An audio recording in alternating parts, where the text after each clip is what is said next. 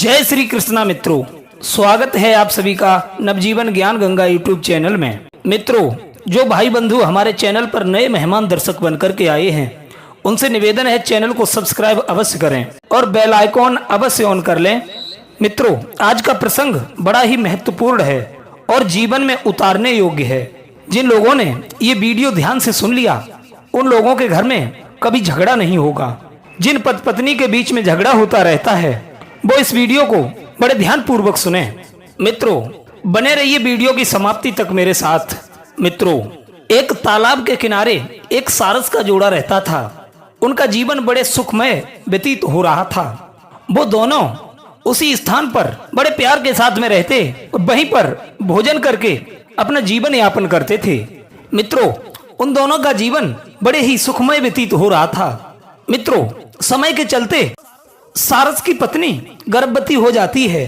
तो गर्भवती की अवस्था में वो सारस की पत्नी अपने पति से कहती है, हे पियाजी, अब हमें यहाँ से किसी ऐसे स्थान पर चलना चाहिए जहाँ पर हमें कोई परेशानी ना हो सके और हमें भोजन की कोई दिक्कत ना आए, क्योंकि ऐसी अवस्था में मैं भोजन को लेने नहीं पहुंच पाऊंगी। अब आपको ही भोजन जुटा कर लाना होगा। इसीलिए हे पियाजी, किसी ऐसे स्थान की तलाश कीजिए जहां पर हम लंबे समय तक रह सकें और आज के बाद आप भोजन को जुटा कर लाओगे, मैं तो सिर्फ अपने अंडों पर ही बैठूंगी। सारस कहने लगा, भद्रे, इस तालाब के अंदर बहुत सारा भोजन है और इस तालाब से मेरा लगाव भी बहुत अधिक रहा है और इस तालाब के अंदर बहुत ही सारा भोजन है जो हमसे कभी समाप्त नहीं होगा, इसलिए आप निश्चिंत रहिए। सारस ने अपनी पत्नी को समझाया, हे प्रिय, तुम चिंता नहीं करो, आज से भोजन की जिम्मेदारी सारी मेरी होगी। मित्रों, कुछ दिनों बाद वो सारसी अंडों को जन्म देती है। अंडों को जन्म देने के बाद वो अंडों पर बैठ जाती है। उसके बाद भोजन की सारी व्यवस्था सारस देखता था। वो तालाब में जाकर मछलियां आदि लाकर अपनी पत्नी को खिलाता और स्वयं भी खाता था। इधर अंडों पर बैठी सारस की पत्नी को जब भी भूख लगती तो वो अपने पति से कहती है, पियाजी, मुझे भूख लगी है। बड़े घमंड के साथ कहती है कि जाओ मेरे लिए कुछ भोजन की व्यवस्था करके लाओ। सज्जनों, सारस तालाब के अंदर चला जाता और जाकर के मछलियां आदि जीवों को ले आता है और अपनी पत्नी को खिला देता है। इधर पति का लाया हुआ भोजन वो तुरंत खा जाती। उसके बाद तुरंत कहती कि मेरी भूख शांत नहीं हुई, मेरे लिए और भोजन लाइए। सारस दोबारा से जाता है और भोजन लेकर वापस आ जाता है। सारस की पत्नी सारस का लाया हुआ भोजन करती और तुरंत ही फिर कहती कि जाओ मेरे लिए और भोजन लेकर के आओ, अभी तक मेरा पेट नहीं भरा है। मित्रों, बेचारा सारस भोजन लाकर अपनी पत्नी को खिला देता, स्वयं भूखा रह जाता। अब तो उसके खुद के पेट भरने के लिए भोजन नहीं रहता, क्योंकि वो जितना भोजन ढूंढता वो सारा अपनी पत्नी के लिए ले जाता। वो सारस उस भोजन को स्वयं नहीं खाता बल्कि अपनी पत्नी को ले जाकर खिला देता था। उसकी पत्नी सारे दिन भोजन करती, लेकिन उसके बाद भी उसका पेट नहीं भरता था। उसका पति जैसे ही भोजन लाता तो दोबारा से सारस की पत्नी उसे भोजन लेने के लिए भेज देती। अब तो उसका पति सारे दिन इसी काम में लगा रहता था कि कहां से भोजन जुटाऊं जो अपनी पत्नी का पेट भरवाऊं और स्वयं का भी पेट भर सके। अब तो उनकी दिनचर्या ऐसे ही चलने लगी। सारस भोजन लाता, उसकी पत्नी भोजन करने के बाद तुरंत ऑर्डर करती कि जाओ और भोजन लेकर के आओ, अभी मेरा पेट नहीं भरा। सारस भोजन लेकर के आता और अपनी पत्नी को देता। वो पत्नी उस भोजन को खाने के बाद तुरंत फिर कह देती कि जाओ और भोजन लेकर के आओ, मेरा पेट नहीं भरा। बेचारा सारस पानी में जाता, भोजन ढूंढता और जुटा करके अपनी पत्नी को ला करके देता। ये सिलसिला कुछ दिनों तक लगातार चलता रहा। धीरे धीरे सारस मन ही मन बड़ा दुखी हो जाता है। शरीर कमजोर होने लगता है, क्योंकि उसे स्वयं को भोजन नहीं मिलता था। वो जितना भोजन जुटाता था सारा अपनी पत्नी को खिला देता। मित्रों, सारस की पत्नी अपना गुस्सा सारस पे इसलिए निकाल रहा था क्योंकि उसने किसी अन्य स्थान पर जाने के लिए सारस से कहा था, लेकिन सारस ने मना कर दिया था। सारस ने अपनी पत्नी से कहा था कि यहाँ पर भी बहुत सारा भोजन है, यहाँ पर रहकर हम अपनी जीविका अच्छे से चला सकते हैं और अपना पालन पोषण कर सकते हैं। इस तालाब में भी बहुत सारा भोजन है जो हमारे लिए पर्याप्त है। सारस दिन ही दिन कमजोर होने लगा। मन में बड़ा दुखी रहता और सोचता कि सारे दिन मैं भोजन को जुटाता और जाकर अपनी पत्नी को खिला देता हूँ, लेकिन फिर भी मैं उसका पेट नहीं भर पाता हूँ। वो सारा भोजन खा जाती और मुझे देती भी नहीं, और जैसे ही भोजन करती तुरंत मुझे दूसरा ऑर्डर दे देती है कि जाओ और भोजन लेकर के आओ। सारस मन ही मन सोचता है कि अब मैं ऐसा क्या करूं जिससे मैं इस पीड़ा से मुक्त हो पाऊं। मित्रों, सारस यूं ही भोजन जुटाकर अपनी पत्नी को देता रहा। स्वयं भोजन न खाने के कारण सारस का शरीर बहुत ही कमजोर हो गया।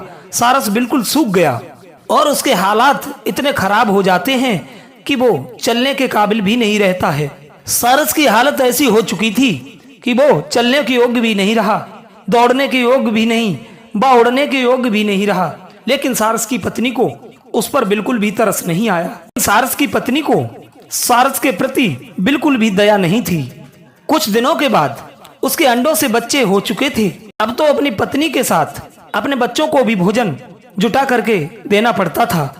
मित्रों, अब तो वो सारस भोजन जुटा करके अपनी पत्नी को भी ले जाता व अपने बच्चों को भी ले जाता था। बीच बीच में ही थोड़ा सा भोजन वो स्वयं भी कर लेता था। धीरे धीरे समय कटने लगा। एक समय ऐसा आया कि अब तो भोजन जुटाता और सीधा अपने बच्चों व पत्नी को ले जाता, स्वयं के लिए एक निवाला भी नहीं बचता था। अब तो धीरे धीरे उस सारस के हालात बहुत ही खराब होने लगते हैं। एक प्रकार से सारस का शरीर बिल्कुल सूख जाता है, हड्डियों जैसा ढांचा हो जाता है। मित्रों, कहते हैं भूखे भजन न होए गोपाला, जाले वो अपनी कंठी माला। मित्रों, शरीर में यदि अन्न का निवाला नहीं जाता है तो हमारा शरीर चलने के योग्य नहीं रहता है। भूखे रहकर कोई भी मनुष्य व जीव जंतु किसी भी कार्य के योग्य नहीं बचता है। इसी के चलते उस सारस के हालात इतने खराब हो जाते हैं कि ना ही तो वो चल पाता और ना ही उड़ पाता। वो सारस धीरे धीरे एक हड्डियों का ढांचा जैसा बन जाता है। उस सारस के शरीर में बिल्कुल शक्ति नहीं रहती, ना ही तो मांस रहता, केवल हड्डियां ही हड्डियां बची थीं। एक दिन मन में बहुत दुखी होकर सारस अपनी पत्नी के पास जाता और बोलता, हे प्रिय, अब मैं कुछ ही दिनों का मेहमान बचा हूँ। आप मुझे यदि ज्यादा टॉर्चर ना करें तो आपकी बड़ी मेहरबानी होगी। अब तो हमारे बच्चे भी सियाने हो चुके हैं। अब तो आप स्वयं तालाब में जाकर भोजन जुटा सकती हो। आंखों में आंसू लेकर सारस कहने लगा, प्रिय, आप बड़े ध्यान से रहना, अपना और हमारे बच्चों का ख्याल रखना, क्योंकि मैं तो बस थोड़े दिन का मेहमान रह गया हूँ। आप हमारे बच्चों का बड़े अच्छे से लालन पालन करना। तब उसकी पत्नी कहती है, क्या तुम्हारी मृत्यु अभी होने वाली है? क्या तुम अभी मरने वाले हो? जब तक तुम जीवित हो तब तक तो हमारे लिए भोजन लेकर के आओ। पत्नी की इतनी बात सुनकर सारस फूट फूट कर रोने लगता है और भगवान से निवेदन करता है, हे प्रभु, हे मेरे ईश्वर, हे परमपिता, तू मुझे इस धरती से अभी क्यों नहीं उठा लेता? ऐसे जीवन से तो तुरंत मर जाना ही अच्छा होगा। ऐसे मैंने कौन से पाप किए थे जिस जन्म का पाप मुझे इस जन्म में पीड़ा दे रहे हैं? ऐसी नरक भरी जिंदगी से तो अच्छा है कि मेरी आज ही मृत्यु हो जाए। आंखों में आंसू लेकर सारस अपनी पत्नी से दूर जाकर बैठ जाता है और मन ही मन भगवान से प्रार्थना करने लगता है। प्रिय सज्जनों, ईश्वर का ध्यान करते हुए कुछ समय उसे व्यतीत होता है। मन में एक ही प्रण रख लेता है, न ही तो वो भोजन करता है, न ही पानी पीता है। अब तो वो सारस केवल भगवान के भजन में मगन हो जाता है। सारस ने मन ही मन में ये प्रण कर लिया था, या तो भगवान मेरे सामने होंगे, नहीं तो मैं अन्न जल त्याग कर तब तक भजन करता रहूंगा जब तक मेरे शरीर में प्राण रहेंगे।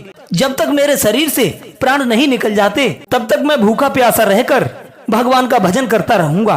मित्रों, ये संकल्प लेने के बाद वो सारस भगवान का भजन करने के लिए बैठ जाता है।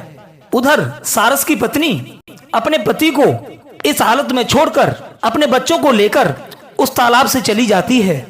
मित्रों, सारस सारा मोह त्याग कर भगवान के भजन में जुट जाता है। उसकी भक्ति देखकर भगवान विष्णु उसकी भक्ति पर प्रसन्न हो जाते हैं।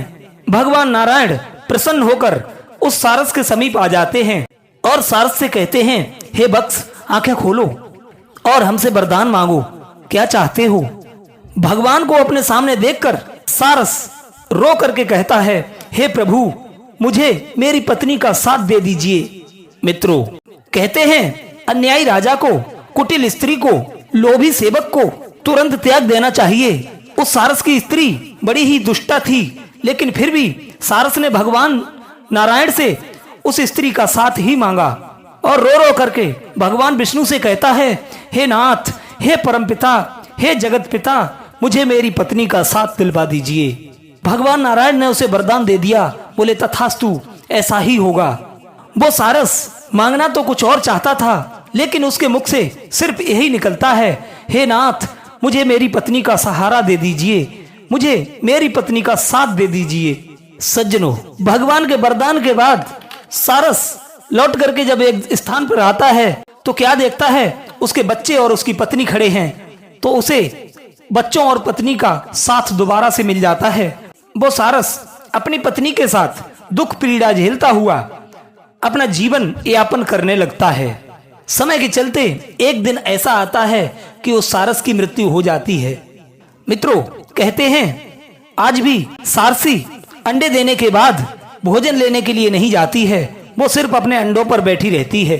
उसका पति ही भोजन लाकर सारसी को खिलाता है और जब उन अंडों से बच्चे निकल जाते हैं उसके बाद भी सारसी का पति सारस पानी से भोजन ढूंढ करके अपने बच्चों व अपने पत्नी को लाकर खिलाता है। वो तब तक भोजन खिलाता है कि जब तक सारस के बच्चे खुद पानी में उतरने और भोजन ढूंढने के योग्य नहीं हो जाते। मित्रों, ये भगवान नारायण के वरदान के कारण हुआ है। यदि उस समय उस सारस ने कोई अन्य वरदान मांग लिया होता तो ऐसा नहीं होता और उसे अपने बच्चे व पत्नी का लालन पालन नहीं करना होता। मित्रों, आपने देखा होगा कि सारस कभी आपको अकेला नहीं मिलेगा, वो हमेशा जोड़े में ही दिखेंगे, क्योंकि सारस ने भगवान नारायण से ये वरदान मांगा था कि हे जगत पिता, मुझे मेरी पत्नी का साथ दे दो। आप कहीं भी ढूंढोगे तो अकेली सारसी आपको नहीं मिलेगी, जहां भी मिलेगी वो जोड़े में ही नजर आएंगे। मित्रों, ये कहानी कैसी लगी, अपनी कीमती राय कमेंट बॉक्स में अवश्य देना। आप लोगों का बहुत बहुत धन्यवाद। जय श्री कृष्णा।